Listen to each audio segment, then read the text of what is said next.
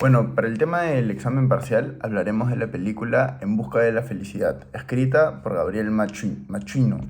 Esta película trata sobre la historia de Chris Garner, un padre que enfrenta la pobreza extrema junto a su hijo. El problema se desata cuando Chris invierte todos sus ahorros en comprar máquinas de medicina que al final no le resulta y termina trabajando bajo una empresa sin ser remunerado, y solamente uno de todos los pasantes iba a poder ser contratado en esta empresa en este trabajo que era sobre corredores de bolsa.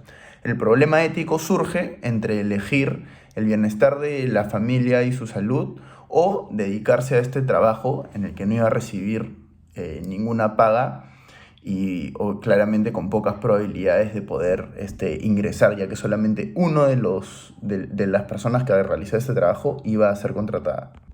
Ahora, ¿por qué es un problema ético? Bueno, según la separata 1 vista en clase, que es sobre el origen de la ética nace precisamente cuando el ser humano se pregunta ¿qué debo hacer? Ante situaciones donde el bien no es evidente. Chris se enfrenta ante esta pregunta constantemente debido a seguir mi ambición o cuidar la que ya tengo. Su historia es un ejemplo de cómo el hombre al actuar se vuelve responsable no solo de lo que hace, sino de lo que llega a ser. En el análisis y valoración del problema ético surge el tipo de felicidad. De acuerdo con la separata 2, el problema de la felicidad, Aristóteles diferencia entre la felicidad del placer, centrada en lo material, y la felicidad eudaimónica, basada en la realización del ser. Chris busca la segunda, no busca solo bienestar, sino una vida plena y digna. Aún en la pobreza, su felicidad radica en la virtud, en el amor por su hijo y en su capacidad de superarse. Por eso, aunque carece de dinero, vive una felicidad moral. La vida buena es aquella que se ordena conforme a la razón y al bien, como dice Aristóteles. En Virtudes y Vicios, según la separata 3, el tema de las virtudes humanas, la virtud es el perfeccionamiento del hombre mediante hábitos positivos. Chris demuestra prudencia, fortaleza, templanza y justicia, virtudes cardinales que lo guían en su lucha. Persevera ante la adversidad, controla su frustración, actúa con prudencia en cada decisión y busca siempre el bien de su hijo. En contraste, su entorno social muestra vicios como la indiferencia, la ambición desmedida y pereza moral, esa inacción del alma que Aristóteles describe como la madre de los vicios. Chris se eleva sobre esos defectos, haciendo del trabajo no solo un medio de subsistencia, sino una forma de crecimiento humano. En las normas morales, según la separata 4, la experiencia de la moralidad son los primeros principios del actuar humano: hacer el bien y evitar el mal. Chris actúa guiado por ese principio universal, no roba, no engaña, y aunque el sistema económico lo margina, él se mantiene fiel a su conciencia recta. El problema ético también evidencia una tensión entre lo justo y lo útil. El mundo financiero premia la eficiencia, mientras que Chris encarna la cultura del ser, donde el valor está en la dignidad y no en el resultado.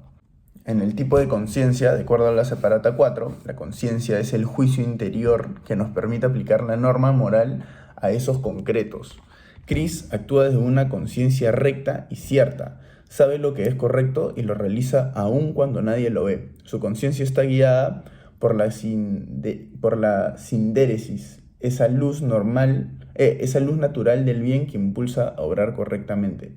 Mientras tanto, otros personajes poseen una conciencia laxa, justifican la indiferencia o el egoísmo bajo la excusa de solo cumplir con el trabajo.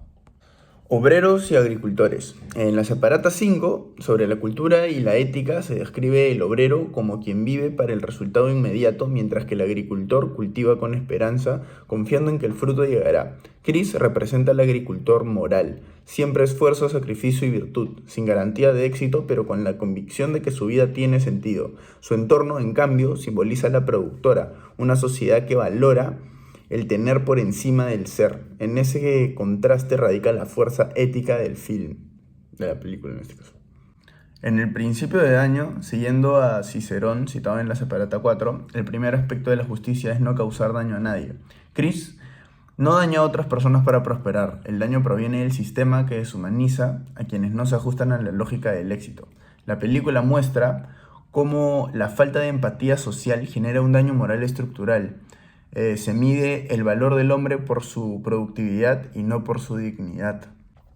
En el naufragio de la libertad, como se explica en la separata 5, el naufragio de la libertad ocurre cuando la civilización se convierte en productora, cuando el tener domina al ser. Chris experimenta ese naufragio porque aunque es libre formalmente, su libertad está condicionada por la pobreza. Aún así, mantiene su libertad interior, la capacidad de actuar conforme al bien, demostrando que la verdadera libertad se ejerce en la conciencia, no en las condiciones externas. Pasándonos a la valoración moral, en la resolución del problema ético, al final Chris logra conseguir el trabajo y sale de la pobreza sin renunciar a sus principios. La solución es moral porque se da dentro del marco de la virtud y la dignidad humana. Aristóteles afirmaba que el hombre virtuoso hace el bien de modo libre, constante y alegre. Chris encarna esa definición. Su felicidad no depende del resultado, sino del modo en que vivió.